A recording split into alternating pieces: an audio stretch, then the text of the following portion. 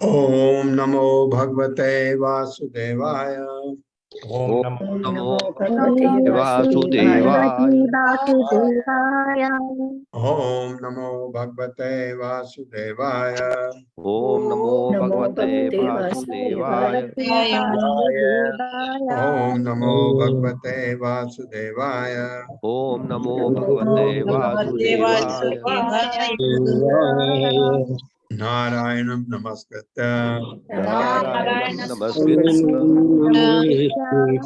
नरं चैव नरोत्तमं नरं चैव नरोत्तमं देवीं सरस्वतीं व्यासं देवीं सरस्वतीं व्यासं ततो जयमुदीरयेत्। ततो जयमुदीरयेत्। नष्टप्रायेषु भद्रेषु नित्यं भागवत सेवया नित्यं भागवत सेवया भगवते उत्तम श्लोके भगवते भक्तिर्भवति नैष्ठिकी। भक्तिर्भवति नैष्ठिकी। हरे कृष्णा। आप सबका स्वागत है। हरे कृष्ण प्रभु जी साष्टांग दंडवत। हरे कृष्ण।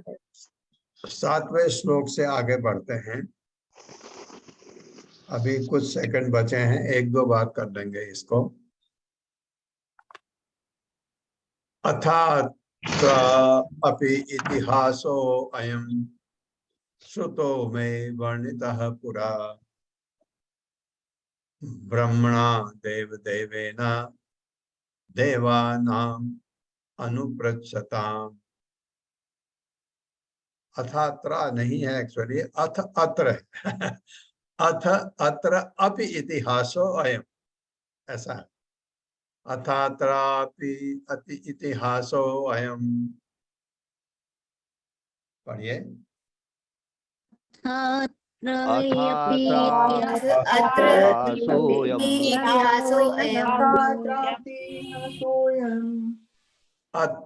अथात्रा अपि इतिहासो अयम।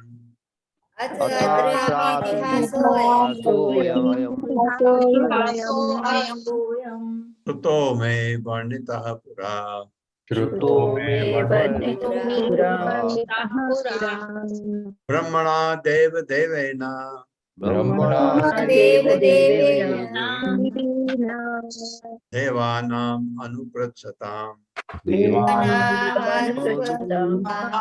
शब्दार्थ है अब अत्र इस विषय में अपि भी इतिहासः इतिहास अयम यह सुतः सुना हुआ में मेरे द्वारा वर्णितः वर्णित पूरा वर्षों बीते ब्रह्मणा ब्रह्मा द्वारा देव देवेन देवताओं में अग्रणी देवानाम देवताओं द्वारा अनुप्रच्छताम पूछने पर वराह रूप भगवान तथा हिरण्याक्ष असुर के मध्य युद्ध का यह इतिहास मैंने बहुत वर्षों पूर्व तब सुना था जब यह देवताओं के अग्रणी ब्रह्मा द्वारा अन्य देवताओं के पूछे जाने पर वर्णन किया गया था।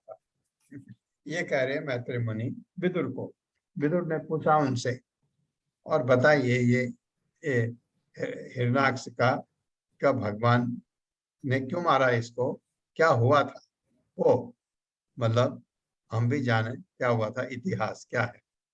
तो मैत्रेय कह रहे हैं कि बहुत पहले देवताओं ने पूछा था ब्रह्मा जी को, और जो मैंने सुना था मैं तुमको सुना रहा हूँ। ये कह, मेरे साथ पढ़िए।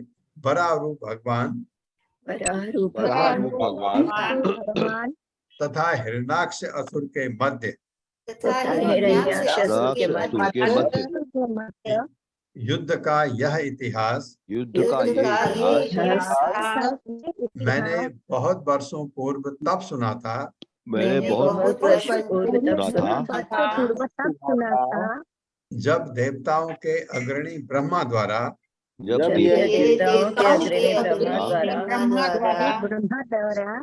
अन्य देवताओं के पूछे जाने पर अन्य देवताओं के पूछे जाने पर वर्णन किया गया था। वर्णन किया गया था। हाँ, अब ये है कि इतिहास आएगा कि हिरण्याक्ष आया कहाँ से, ये इसका सब इतिहास वो बताने जा रहे। दितिहि दाक्षायणी क्षतः, मैं रॉ हटा दे रहा हूँ। हाँ, दितिर है, वो दिति ही भी पढ़ सकते हैं। दितिहि दाक्षायणी क्षतः मारीचम कश्यपम पतिम अपत्य कामा चकमे संध्यायाम हित क्षय अर्दिता। मेरे साथ पढ़िए। दितिर दाक्षायणी क्षतः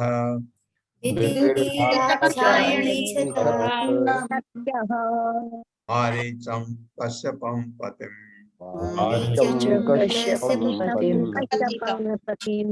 अपत्य कामा चकमे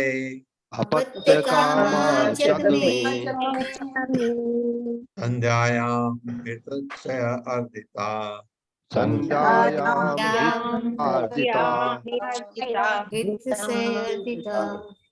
हित क्षय अर्दिता। हाँ, क्षय को क्षय भी पढ़ा जाता है, क्षय भी पढ़ा जाता है। शब्दार्थ है दिति। दिति दाक्षायणी दक्ष कन्या, दक्ष की पुत्री थी दिति।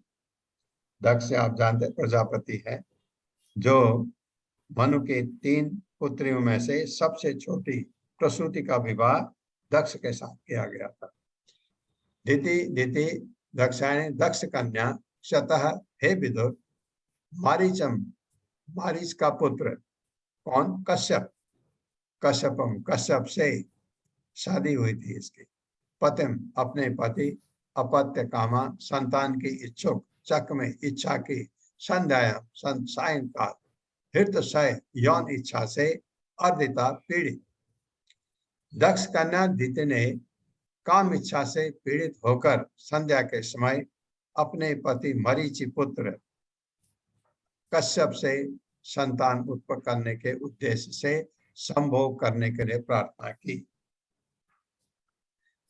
ये कश्यप कौन है? मरीचि का पुत्र। मरीचि कौन है? कला का पति। कला कौन है? देवहूति की पहली पुत्री। 9 पुत्रियां थी ना देवहूति की। पहली पुत्री कला, उसका विवाह मरीचि से हुआ था। तो मरीचि का पुत्र है कश्यप। मेरे साथ पढ़े। दक्ष कन्या दिति ने दक्ष कन्या दिति ने दक्ष कन्या दिति ने काम इच्छा से पीड़ित होकर काम इच्छा से काम पीड़ित इच्छा से होकर पीड़ित होकर संध्या के समय संध्या के समय के समय अपने पति मरीचि पुत्र कश्यप से अपने पति मरीचि पुत्र कश्यप से संतान उत्पन्न करने के उद्देश्य से संतान करने के उद्देश्य से संभोग करने के लिए प्रार्थना की। संभोग करने के लिए प्रार्थना की। हाँ, ये होता था पहले उन दिनों में। संभोग खाली संतान उत्पत्ति के लिए होता था, वैसे इंद्र तृप्ति के लिए नहीं। यहाँ दिति का दिखाया है इंद्र तृप्ति, आप समझिए उसको। खाली संतान चाहती है, बस गलत समय पर कह रही है, सिर्फ इतनी बात है। इष्ट्वा अग्निजिह्वं पयसा पुरुषं यजुषां पतिं निम्नलोचति अर्क आसीनम अग्नि अगारे समाहितम।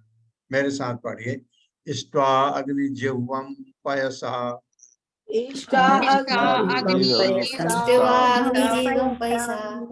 पुरुषं यजुषां पतिं पुरुषं यजुषां पतिं निम्नलोचति अर्क आसीनम निम्नलोचति अर्क आसीनम अग्नि अगारे समाहितम। अग्नि अगारे समाहितम। शब्दार्थ है इष्ट्वा, पूजा करके। अग्नि, अग्नि जीवम, जीव को। पैसा, आहुति से। अग्नि क्या माना जाता है? भगवान विष्णु की जीभ। जब आप अग्नि में आहुति देते हैं, वो सीधे विष्णु के जीभ में जाती है, ऐसा ये कहा जाता है। पैसा आहुति से पुरुषम, परम पुरुष को। यजुषाम, समस्त यज्ञों के। पतिम, स्वामी। निम्नलोचति, अस्त होते हुए। अर्के, सूर्य। आसीनम, बैठे हुए। अग्नि अगारे, यज्ञशाला में। समाहितम, पूर्णतया समाधि में। आहुति देने के बाद। कौन? कश्यप मुनि। सूर्य अस्त हो रहा था और मुनि, कौन मुनि? कश्यप मुनि। भगवान विष्णु को, जिनकी जीव यज्ञ की अग्नि है, याद रखें इस चीज को। अब अग्नि में जब आहुति देते हैं तो भगवान विष्णु की जीभ में जाता है, ये उनको जाता। आहुति देने के बाद समाधि में आसीन थे। मेरे साथ पढ़िए। सूर्य अस्त हो रहा था। सूर्य अस्त हो रहा था और मुनि भगवान विष्णु को, जिनकी जीव यज्ञ की अग्नि है, जिनकी जीव यज्ञ की है, आहुति देने के बाद समाधि में आसीन थे। समाधि में आसीन थे। हाँ, समाधि में मतलब उनके विष्णु से जुड़े हुए थे। भगवान से आप अगर याद कर रहे हैं भगवान को और कुछ नहीं याद कर रहे हैं, ये समाधि कहलाती है। समाधि जब भगवान से जुड़ जाते हैं, ये समाधि।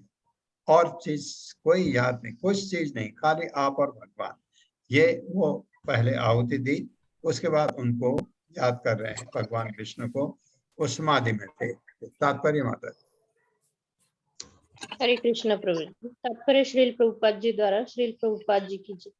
अग्नि को भगवान विष्णु की जीभ माना जाता है और अग्नि में अन्न तथा घी की जो आहुतियां डाली जाती है वे उनके द्वारा स्वीकार की जाती है। यह उन सभी यज्ञों का नियम है जिनके स्वामी भगवान विष्णु है।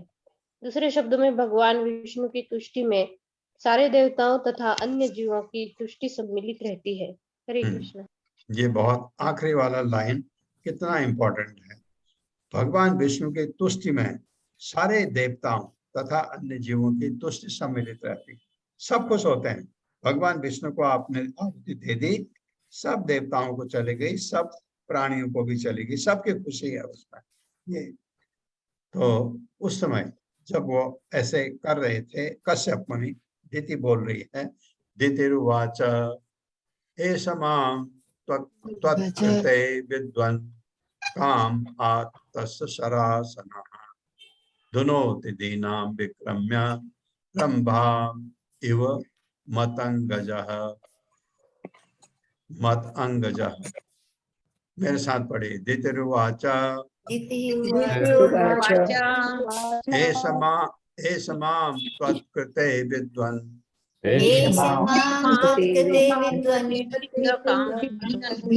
काम आत्तशरासनः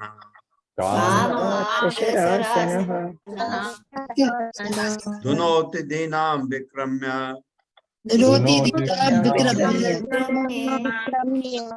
रंभाम् इव मतंगजः।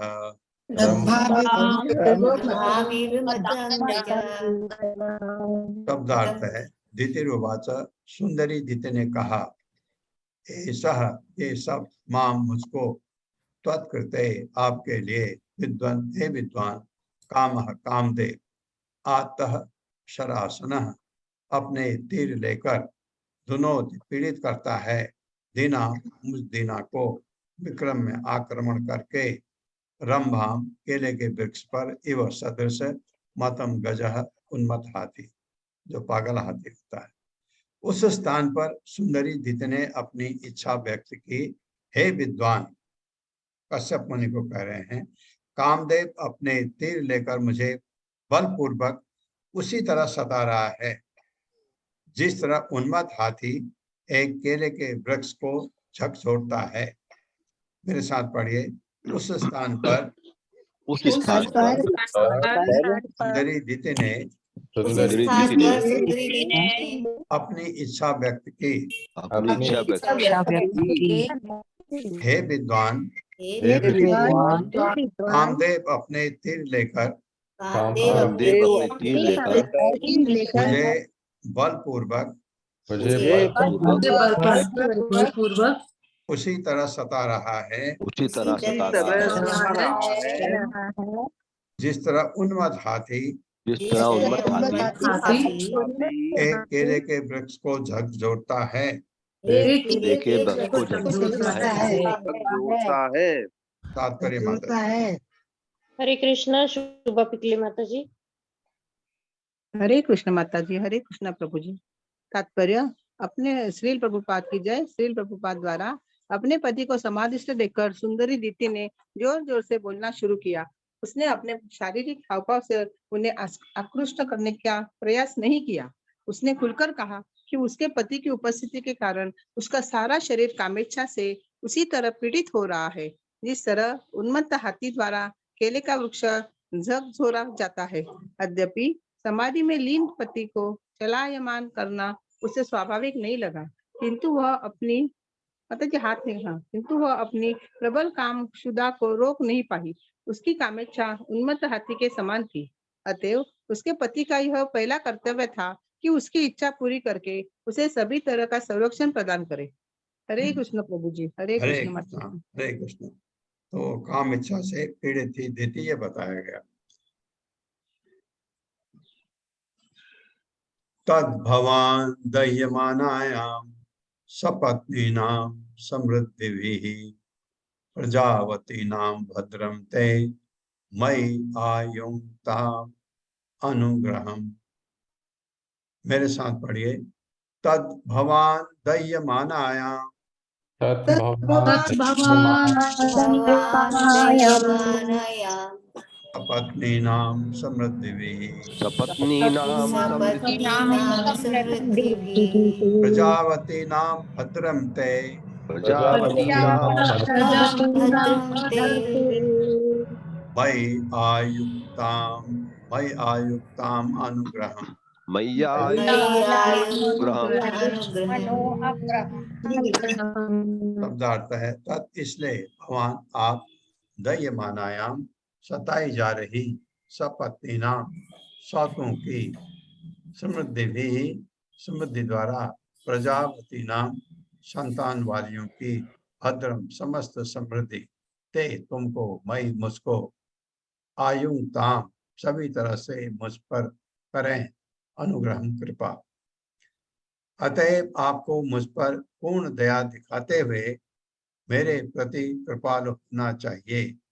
मुझे पुत्र प्राप्त करने की चाह है और मैं अपनी सौतों का ऐश्वर्य देखकर अत्यधिक व्यथित हूँ। इस कृत्य को करने से आप सुखी हो सकेंगे। दीदी कह रही है, ये दीदी की बहुत बहन है। मेरे ख्याल से कितनी बेटियां दक्ष ने कश्यप को दी थी? 13 तो सबकी संतान है, इसकी शायद नहीं थी। तो दीदी परेशान है, ये कह रही है अपने सौतों अपने, ऐसा नहीं उनको कोई बुरा चाहती है, सौतों का बहनें हैं उसकी। मेरे साथ पढ़िए। अतएव आपको मुझ पर पूर्ण दया दिखाते हुए मुझ पर पूर्ण दया दिखाते हुए मेरे प्रति कृपालु होना चाहिए। मुझे पुत्र प्राप्त करने की चाह है मुझे और मैं अपनी सौतों का ऐश्वर्य देखकर और मैं अपनी सौतों का ऐश्वर्य देखकर अत्यधिक व्यथित हूँ। इस कृत्य को करने से आप सुखी हो सकेंगे। इस कृत्य को करने से आप सुखी हो सकेंगे। बहनों के सबके बच्चे थे, इसके खाली इसके नहीं थे, ये कह रही है। लेकिन समय गलत सा है उसका। तात्पर्य माता जी। हरे कृष्णा सुधीर प्रभु जी। सुधीर प्रभु जी हरे कृष्णा। पढ़िए सुधीर प्रभु। गोपाल झा प्रभु जी हरे कृष्णा। हरे कृष्णा माता जी। हरे कृष्णा प्रभु जी। पढ़िए। श्री प्रभुपाद जी की जय। श्री प्रभुपाद जी के द्वारा तात्पर्य श्रीमद् भागवत गीता में संतानों उत्पत्ति के लिए संभोग को धर्मोचित बताया गया है, किंतु केवल इंद्रिय तृप्ति के लिए कामोन्मुख होना उचित नहीं है। संभोग के लिए अपने पति से दिति की याचना में ऐसा कुछ नहीं था कि वह कामेच्छा से प्रीत थी, अपितु वह पुत्र चाहती थी। क्योंकि उसके कोई पुत्र ना था, इसलिए वह स्वयं को अपनी सौतों की अपेक्षा दीन समझ रही थी। अतः कश्यप से अपेक्षा की जाती थी कि वे अपने प्रमाणिक पति को संतुष्ट करें। हरे कृष्णा प्रभु जी। हरे कृष्णा।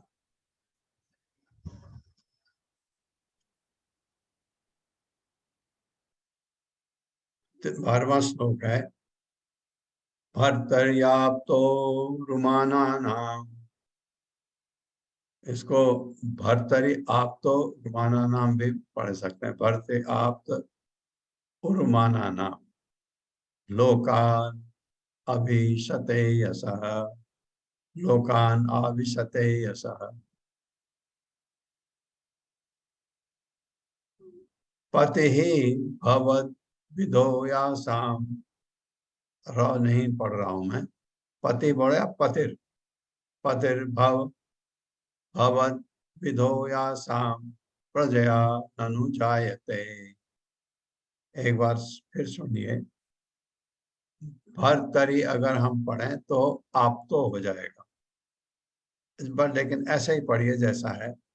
भर्तर्याप्तो रुमानानाम लोकान आविशते यशः, पतिर भवद विधोयासाम प्रजया जायते। पढ़िए मेरे साथ। भर्तर्याप्तो रुमानानाम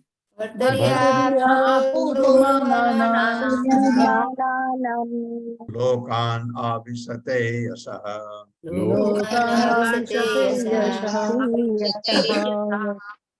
पतिर्भवद्विदो यासां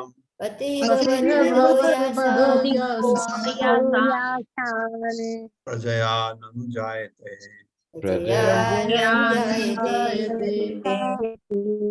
शब्दार्थ है भर्तरी पति द्वारा आप्त उरुमाना नाम प्रेयसियों का लोकान संसार में आविशते फैलता है।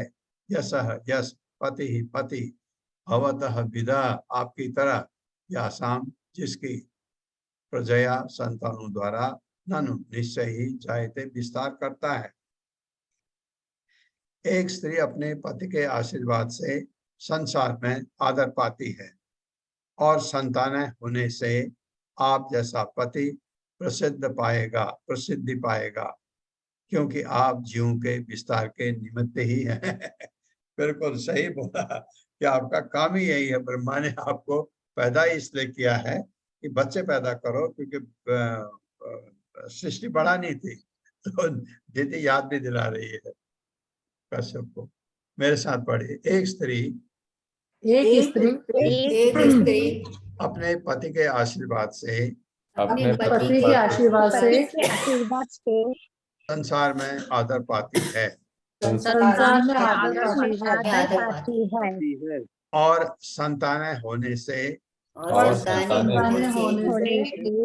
आप जैसा पति प्रसिद्धि पाएगा क्योंकि आप जीवों के विस्तार के निमित्त ही हैं।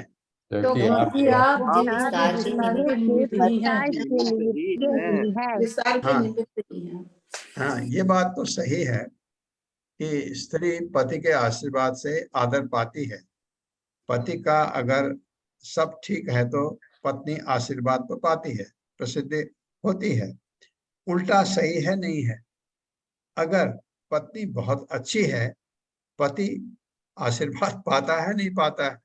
तो मुझे ऐसा लगता है, ऐसा भी लोग कह सकते हैं कि ये पति उसके लायक नहीं है, ऐसा भी कह सकते हैं। लेकिन पत्नी के रूप में ये बिल्कुल सही है। तात्पर्य माता जी। हरे कृष्णा सुधीर प्रभु जी। हरे कृष्णा। आवाज आई है माता जी? हाँ हाँ बिल्कुल आ रही है। हाँ, सभी को दंडवत प्रणाम। श्री प्रभुपाद जी की जय। तात्पर्य श्री प्रभुपाद जी के द्वारा ऋषभ देव के अनुसार किसी को तब तक पिता या माता नहीं बनना चाहिए जब तक वह विश्वस्त न हो ले कि वह जिन संतानों को उत्पन्न करेगा उन्हें वह जन्म मृत्यु के बंधन से मुक्ति दिला सकेगा। मानव जीवन ही उस भौतिक घेरे से बाहर निकलने का एकमात्र अवसर है जो जन्म मृत्यु वृद्धावस्था तथा रोग के कष्टों से पीड़ित है। हर व्यक्ति को अपने मनुष्य जीवन का लाभ उठाने का अवसर मिलना चाहिए और कश्यप जैसे पिता से आशा की जाती है कि मोक्ष के प्रयोजन से वे अच्छी संतानें उत्पन्न करें। हरे कृष्णा सभी को। यही बिल्कुल सही बात है। यही चीज कि ये भगवान ऋषभ देव, आप आएगा इनका वर्णन आएगा भागवतम में आगे। भगवान ऋषभ देव के 100 पुत्र थे, भगवान के अवतार थे ऋषभ देव। इनके सबसे बड़े पुत्र का नाम भरत था, जिसके नाम से हमारे देश का नाम भारतवर्ष पड़ा।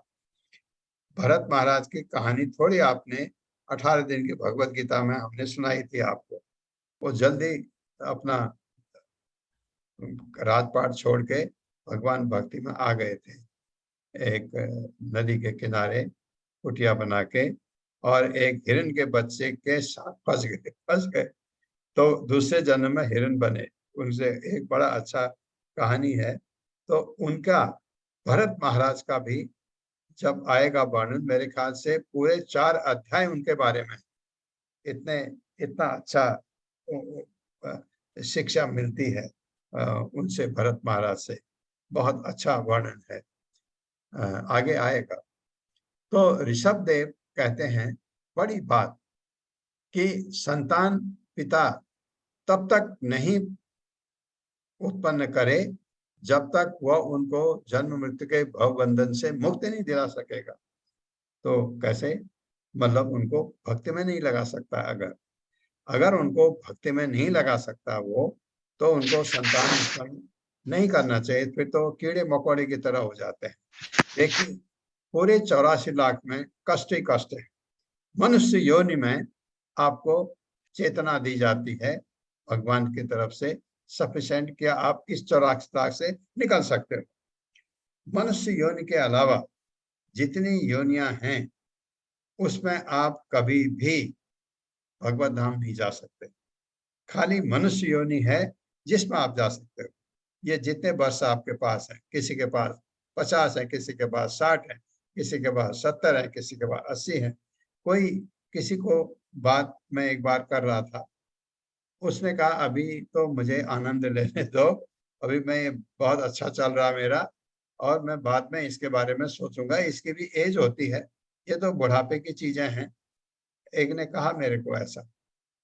तो एक्चुअली क्या है, ये भी अगर मैं मान लूं, उसकी बात उसमें लॉजिक है भी, मैं मान लूं कि इस एज में भक्ति का क्या मतलब है, ऐसा वो सोचता था। क्यों ऐसा? अगर मैं उसको लॉजिक भी मानूं तो भी गलत है। क्यों? क्योंकि कल का तो पता ही नहीं है। कल का आप देखते हैं कभी कभी कि आदमी का सोता है, सुबह मरा हुआ मिलता है, तो पता नहीं है। इसलिए जितना जल्दी हो सके भक्ति मार्ग पर कम से कम अपने को लगा कर रखे, और भगवान का नाम करते हुए कम से कम एक चीज की गारंटी है कि आप अगला जन्म मनुष्य का अवश्य मिलेगा, अगर आप भक्ति करते हैं तो। हालांकि मैं तो ये कहता हूं, आप लोग ऐसी मेहनत करिए, भगवान की ऐसी भक्ति करिए, दूसरा जन्म ही ना हो। क्योंकि दूसरे जन्म में कोई गारंटी थोड़ी है। जैसे आपको मैं बताता हूँ, बच्चे को कभी कभी आप किसी के लिए, मेडिसिन के लिए, इंजीनियरिंग के लिए, लॉ के लिए, जिसके लिए भी आप तैयारी करवाते हैं, कभी तैयारी अगर पूरी नहीं हुई तो आप क्या करते हैं कि इस साल छोड़ दे, अगले साल फिर कोशिश कर, उसको आप एडमिशन दिला के तैयारी कराते हैं। कोई गारंटी है? दूसरे साल क्या हो जाए? मैं बच्चे के लिए नहीं कह रहा हूँ, आपके लिए मुझे कोई डाउट नहीं है। आप पूरी कोशिश करेंगे, बच्चा पूरी कोशिश करेगा, एग्जाम के टाइम पर बच्चा बीमार पड़ जाए, कोई गारंटी नहीं है इस चीज के लिए। इसलिए दूसरे टर्न का पर भरोसा न करके पहले ही टर्न में अपने को ऑर्गेनाइज करके अच्छी तरह प्रिपेयर करके बच्चा दे, जो निकल जाए उसी को स्वीकार कर दो।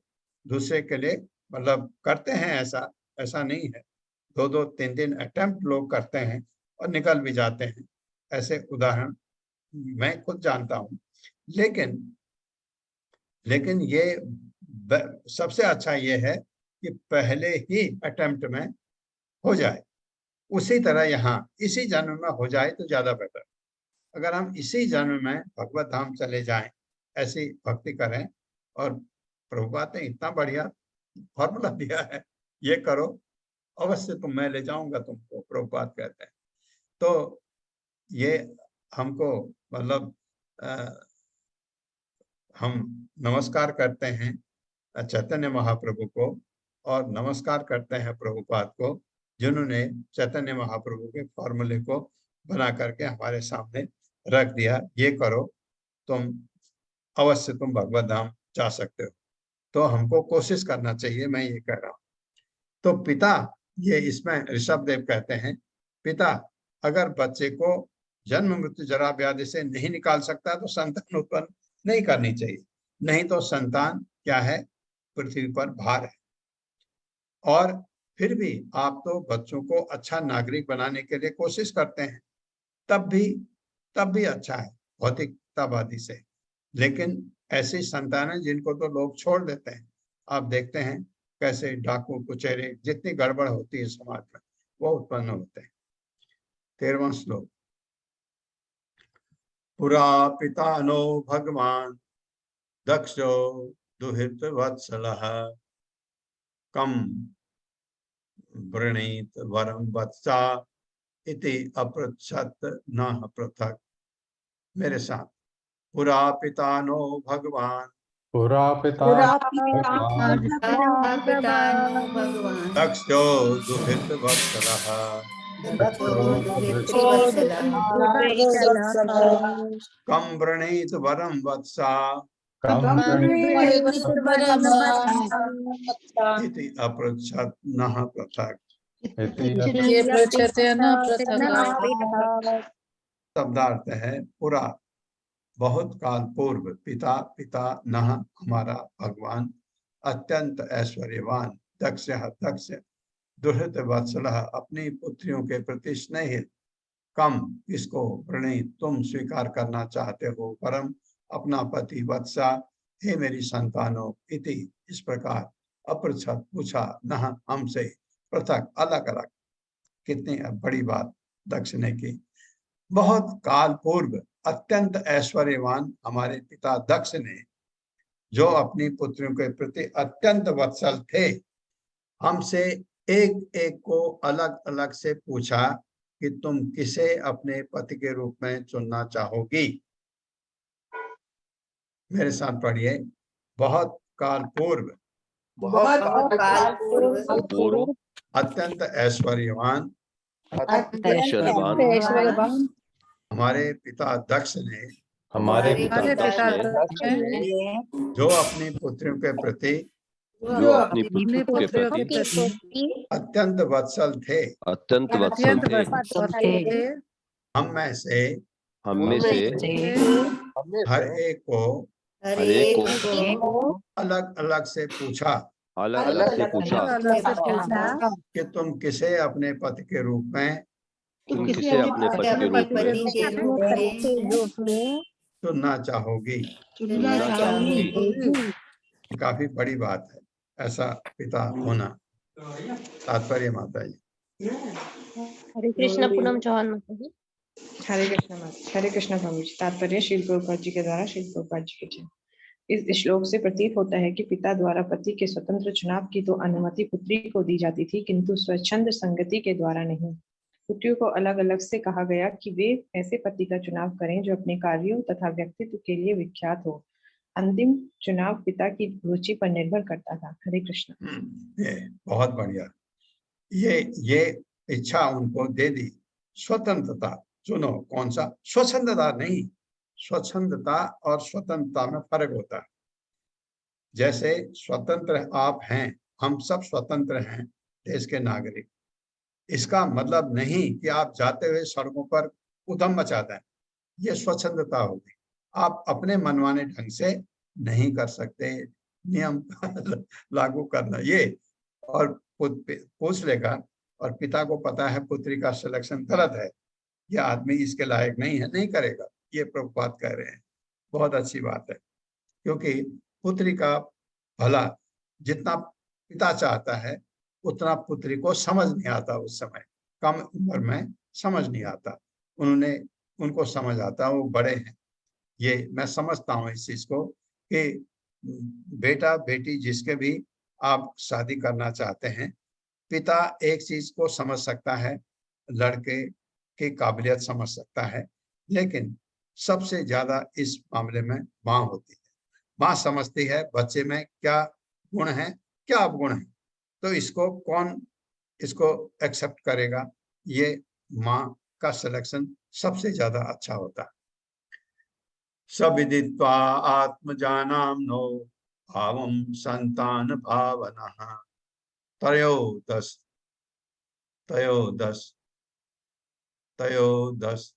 अदत्तासां यास्ते शीलम अनुव्रता। मेरे साथ पढ़े। सविदित्वा आत्मजानाम्नो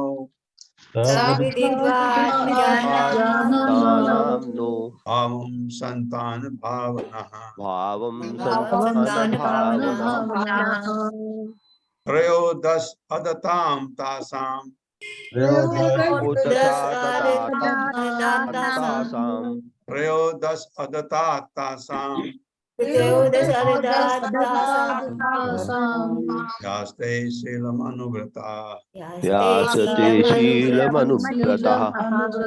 शब्दार्थ है सह दक्ष विदित्वा समझ करके आत्म जाना अपने पुत्रियों के न हमारा भाव संकेत संतान संतानों का भावना है तैसी त्रयोदश 13 हाँ माता जी ठीक कह रहे थे आप अदतात प्रदान किया तासाम उन सबों का या जो है ते तुम्हारे शीलम आचरण अनुव्रता सभी आज्ञाकारिणी।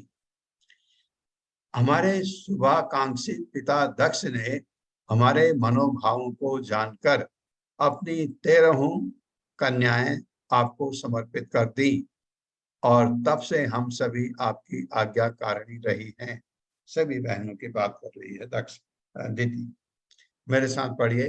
हमारे शुभाकांक्षी पिता दक्ष ने हमारे हमारे मनोभावों को जानकर अपनी 13 कन्याएं लिखा है 13 कन्याएं हैं तो बहुत कन्याएं आपको समर्पित कर दी और तब से हम सभी आपकी आज्ञाकारिणी रही हैं।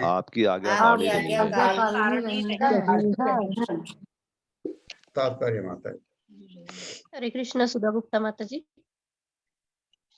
हरे कृष्ण माता जी। हरे कृष्ण जी। तात्पर्य श्रील प्रभुपाद के द्वारा श्रील प्रभुपाद की जय। सामान्यतया कन्याएं अपने पिता के समक्ष अपना मत व्यक्त करने में सकुचाती थी, किंतु पिता पुत्रियों के मनोभावों को अन्य किसी के माध्यम से यथा दादी के माध्यम से जिसके साथ पौत्रियों की सीधी पहुंच होती थी स्वीकार कर लेता था। राजा दक्ष ने अपनी पुत्रियों का मत जाना और इस तरह 13 को कश्यप को प्रदान कर दिया। दीति की हर बहन बच्चों की माता थी, अतः वह संतानहीन क्यों बनी रहे जबकि वह उसी पति के प्रति समान रूप से आज्ञाकारी थी।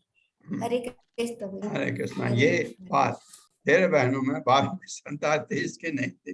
ये बात तो लॉजिक ठीक है उसका। अथ में कुरु कल्याणम कामम कमललोचना आर्तो पसर्पणम धूमन अमोघम ही महीयसी। मेरे साथ। अथ में कुरु कल्याणम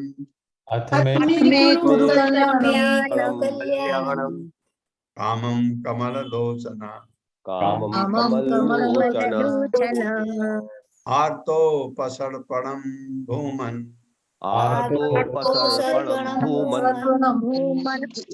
अमोघम ही महीयसी।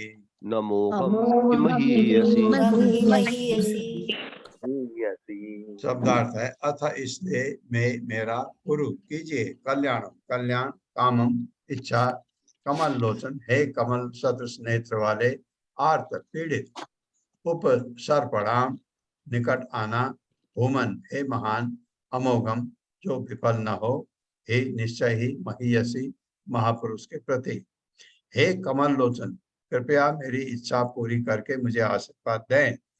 जब कोई त्रस्त होकर किसी महापुरुष के पास पहुंचता है तो उसकी याचना कभी भी व्यर्थ नहीं होनी चाहिए। वो भी बता रही है कि क्या होना चाहिए। मेरे साथ पढ़िए। हे कमल लोचन कृपया मेरी इच्छा पूरी करके मुझे आशीर्वाद दें। जब कोई त्रस्त होकर किसी महापुरुष के पास पहुंचता है तो उसकी याचना कभी भी व्यर्थ नहीं होनी चाहिए।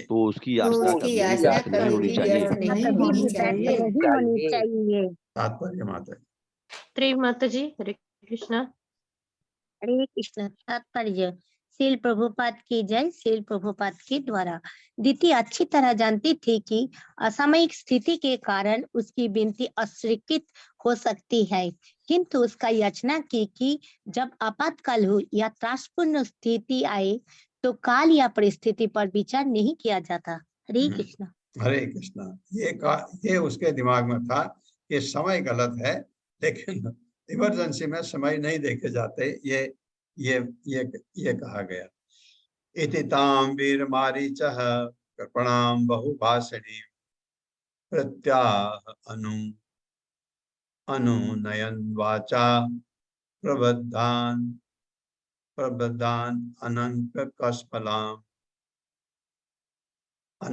कस्मलाम इति ताम वीर मारीचः कृपणाम बहुभाषिणी प्रत्याह अनुनयन वाचा प्रबद्ध अनंग कस्मलाम। मेरे साथ पढ़िए। इति ताम वीर मारीचः कृपणाम बहुभाषिणी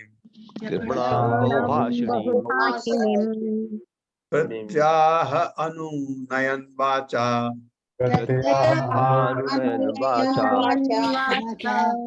प्रबद्ध अनंग कस्मलाम। शब्दार्थ है इति इस प्रकार ताम उस वीर हे वीर मारीचः मारीच का पुत्र कश्यप कृपणाम निर्धन को बहुभाषिणी अत्यधिक बातोनी को प्रत्याह उत्तर दिया अनुनयन शांत करते हुए वाचा शब्दों से प्रबद्ध अत्यधिक उत्तेजित अनंग काम वासना कस्मलाम दूषित काम वासना से दूषित थी दीति।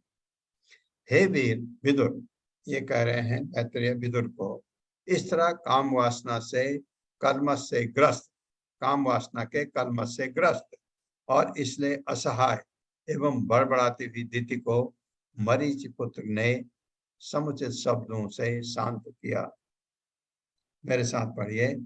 हे वीर विदुर, इस तरह काम वासना के कलमश से ग्रस्त और इसलिए असहाय एवं बड़बड़ाती हुई दीति को मरीचि पुत्र ने समुचित शब्दों से शांत किया। तात्पर्य। हरे कृष्णा। सरिता माता जी। हरे कृष्णा प्रभु जी। हरे कृष्णा माता जी, दंडवत प्रणाम। जब कोई पुरुष या स्त्री कामवासना से ग्रस्त होता है तो इसे पापपूर्ण कलमश कहा जाता है। कश्यप ने अपने आध्यात्मिक कार्यों में संलग्न थे तो भी उनमें इतनी शक्ति न थी कि वे अपनी पत्नी को मना कर सके। जो इस तरह पीड़ित थे वे कठोर शब्दों में अपनी असमर्थता व्यक्त करते हुए इनकार कर सकते थे, किंतु वे विदुर की तरह आध्यात्मिक रूप से बलवान नहीं थे।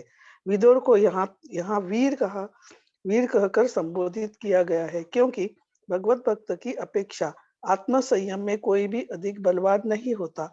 ऐसा प्रतीत होता है कि कश्यप पहले से ही अपनी पत्नी के साथ संभोग आनंद लेने के लिए उन्मुख थे और चूंकि वे दृढ़ व्यक्ति नहीं थे अतएव उन्होंने केवल सांत्वनाप्रद शब्दों से उसे विरत करने का प्रयास किया। हरे कृष्णा। धन्यवाद। हरे कृष्णा। एषते अहं विधास्यामि प्रियं भेरो यदिच्छसि तस्याः कामं न कः कुर्यात् सिद्धिः त्रैवर्गिकी यतः। मेरे साथ पढ़िए।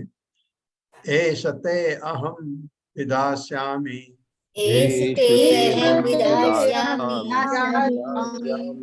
प्रियं भेरो यदिच्छसि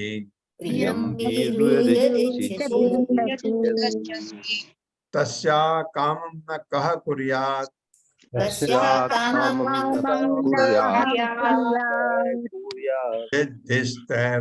सिद्धिस्त्रैवर्गिकी यतः।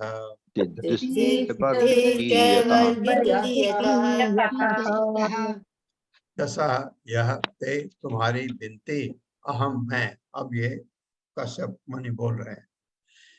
मैं विधास्यामि संपन्न करूंगा प्रियम अत्यंत प्रिय धीरु हे डरी हुई यद जो इच्छा से तुम चाह रही हो तस्या उसकी कामम इच्छाएं न नहीं कह कौन पुर्यात करेगा सिद्धि ही मुक्ति की सिद्धि तय वर्ग की 3 यतः जिससे हे भीरु भीरु मतलब पत्नी तुम्हें जो भी इच्छा प्रिय हो उसे मैं तुरंत तृप्त करूंगा क्योंकि तुम्हारे अतिरिक्त मुक्त की 3 सिद्धियों का स्रोत और कौन है।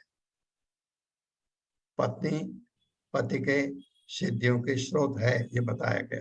देखो मेरे साथ पढ़िए हे भीरु हे भीरु तुम्हें जो भी हे इच्छा भीरु, प्रिय हो तुम्हें जो भी इच्छा प्रिय हो उसे मैं तुरंत तृप्त करूंगा उसे मैं तुरंत तृप्त करूंगा करूंगा क्योंकि तुम्हारे अतिरिक्त क्योंकि तुम्हारे अतिरिक्त मुक्त की 3 सिद्धियों मुक्त का की 3 सिद्धियों का स्रोत और कौन है। और कौन है। तात्पर्य माता जी।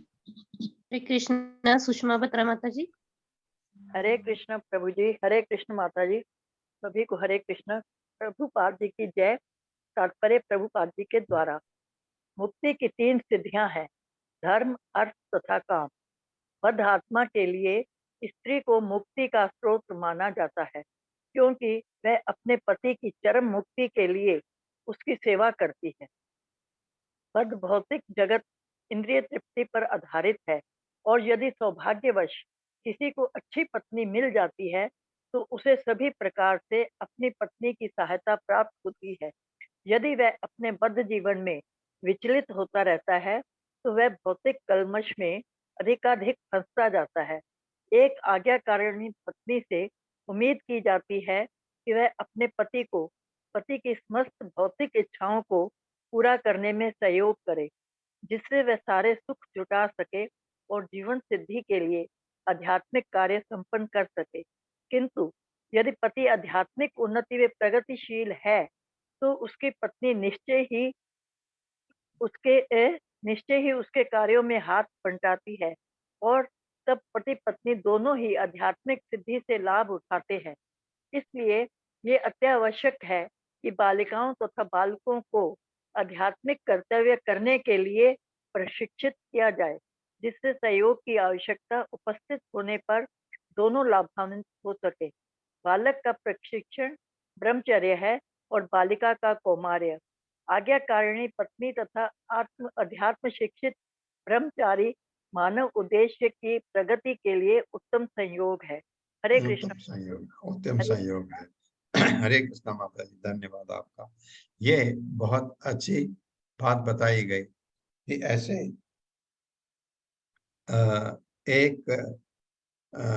अगर लड़का आज कल के जमाने में अगर लड़का जैसे शादी के लिए होते हैं ना, ये प्रपोजल जाते हैं आते हैं तो लड़के ने अगर ये कह दिया कि मैं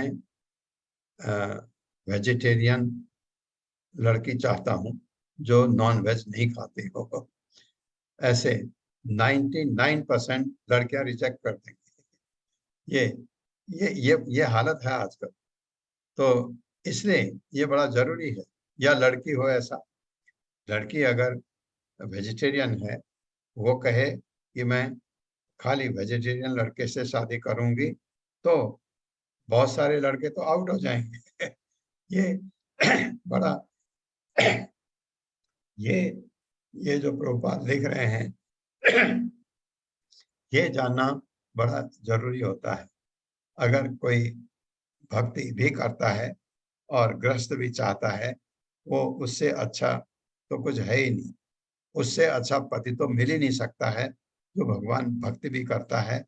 और लड़का इस उम्र में अगर भगवत भक्ति में लगा है और वो गृहस्थ भी चाहता है, उससे अच्छा पति तो हो ही नहीं सकता कोई, क्योंकि वो तो भगवान का भक्त अगर है, भक्ति में है, उसमें अवगुण हो ही नहीं सकते हैं अगर वो भक्ति में है, पाखंडी नहीं है। तो ये श्लोक और कर लेते हैं। सर्व आश्रमान अनुपादाय सर्व आश्रमान उपादाय स्व आश्रमेण कलत्रवान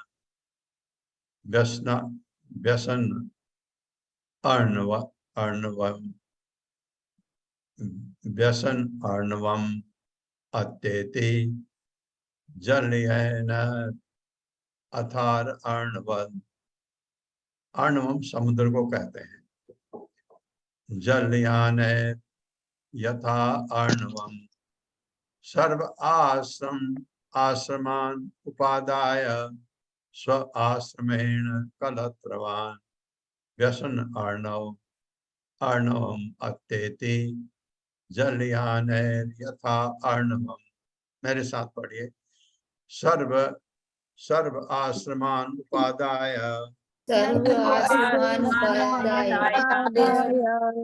स्व आश्रमेण कलत्रवान व्यसन अर्णवम अत्येति जलयान यथा अर्णवम। शब्दार्थ है सर्व समस्त आश्रमान सामाजिक व्यवस्था आश्रम 4 आश्रम है ना हमारे उपादाय पूर्ण करके स्व अपने आश्रमेण आश्रमों के द्वारा कलत्रवान अपनी पत्नी के साथ रहने वाला व्यक्ति व्यसन अर्णवम संसार रूपी भयावह सागर अत्यधिक पार कर सकता है जलयान समुद्री जहाजों द्वारा यथा जिस तरह अर्णवम समुद्र को जिस तरह जहाजों के द्वारा समुद्र को पार किया जा सकता है उसी तरह मनुष्य पत्नी के साथ रहते हुए भव सागर की भयावह स्थिति से पार हो सकता है। ओशन ऑफ नेशंस कहते हैं जिसे, इसको पार कर सकता है भक्ति के द्वारा पत्नी के साथ दोनों। मेरे साथ पढ़िए। जिस तरह जहाजों के द्वारा समुद्र को पार किया जा सकता है उसी तरह मनुष्य पत्नी के साथ रहते हुए भव सागर की भयावह स्थिति से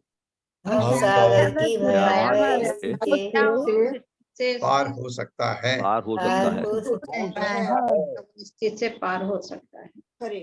तात्पर्य माता। हरे कृष्णा। शकुंतला पवार माता जी। हरे कृष्णा माता जी। हरे कृष्णा प्रभु जी। दंडवत प्रणाम। श्री श्री प्रभुपाद जी की जय। तात्पर्य श्री श्री प्रभुपाद जी के द्वारा संसार में मोक्ष के प्रयास में सहयोग करने के लिए 4 सामाजिक व्यवस्थाएं अर्थात आश्रम है। ये हैं ब्रह्मचर्य या पवित्र छात्र जीवन, पत्नी के साथ गृहस्थ जीवन, वानप्रस्थ तथा संन्यास। सफल प्रगति के लिए ये सभी उस गृहस्थ पर निर्भर करते हैं जो अपनी पत्नी के साथ रहता है। यह सहयोग जीवन की 4 सामाजिक व्यवस्थाओं तथा 4 आध्यात्मिक व्यवस्थाओं के सुचारू रूप से कार्य करते रहने के लिए अति आवश्यक है। यह वैदिक वर्णाश्रम प्रणाली सामान्यतया जाति प्रथा कहलाती है। अपनी पत्नी के साथ रहने वाले पुरुष की सबसे बड़ी जिम्मेदारी होती है अन्यथा अन्य आश्रमों के सदस्यों, ब्रह्मचारियों, वानप्रस्थों तथा सन्यासियों के भरण पोषण की। गृहस्थों को छोड़कर अन्य सबों से आशा की जाती है कि वे जीवन की आध्यात्मिक प्रगति में लगे रहें। अतएव ब्रह्मचारी, वानप्रस्थ तथा सन्यासी को जीविका कमाने के लिए बहुत ही कम समय रहता है, इसलिए वे गृहस्थों से भिक्षा एकत्र करते हैं और इस तरह से जीवन की न्यूनतम आवश्यकताओं की पूर्ति करते हैं और आध्यात्मिक ज्ञान का अनुशीलन करते हैं। समाज के अन्य 3 वर्गों को आध्यात्मिक मूल्यों का अनुशीलन करने में सहायता करके गृहस्थ भी आध्यात्मिक जीवन में प्रगति करता है। अंततोगत्वा समाज का हर सदस्य स्वतः आध्यात्मिक रूप से उन्नत बनता है और अविद्या के सागर को सहज ही पार कर जाता है। हरे कृष्णा प्रभु जी। दंडवत। हरे कृष्णा माता जी। अंततोगत्वा समाज का हर सदस्य स्वतः आध्यात्मिक रूप से उन्नत बनता है और अविद्या के सागर को सहज ही पार कर पाता है, पार कर जाता है। ये भक्ति में। अब ये तो आप समझ रहे हैं कि अगर हम चाहें तो हम इस भवसागर से पार हो सकते हैं, पर थोड़ा सा मेहनत करना है। थोड़ा सा मेहनत ऐसी जिसमें छल न हो। भगवान से अगर प्रेम कर रहे हैं उसमें छल नहीं है, दिखावा नहीं, क्योंकि भगवान तो समझते हैं हम यहाँ तो एक दूसरे को ठग सकते हैं, भगवान को नहीं ठग सकते। इसलिए सही दिल से, जैसे आप प्यार करते हैं अपने बच्चों से, इसी तरह भगवान की तरफ असली प्यार होना चाहिए। तो ये हमारा कल्याण हो सकता है इसी जन्म में। और ये तो गारंटी है कि आपका अगला जन्म मनुष्य का होना ही होना है। लेकिन मैं जो आपको कह रहा था, चांस क्यों लेना? चांस लेने का जरूरत नहीं है, क्योंकि ये कर सकते हैं, लेकिन ये सुविधा आपको रहती है।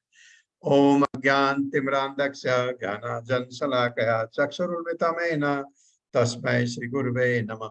नमः विष्णुपादाय कृष्ण पृष्ठाय भूतले श्रीमते भक्तिवेदांत स्वामिनिति नामिने। नमस्ते सारस्वती देवे गौरवाणी प्रचारिणे निर्विशेष शून्यवादी पाश्चात्य देश तारिणे। जय हो श्री कृष्ण चैतन्य प्रभु नित्यानंद श्री अद्वैत गदाधर शिवासादि गौर भक्त। हरे कृष्ण कृष्ण कृष्ण हरे हरे, हरे राम राम राम हरे हरे। हरे कृष्णा सुधीर प्रभु।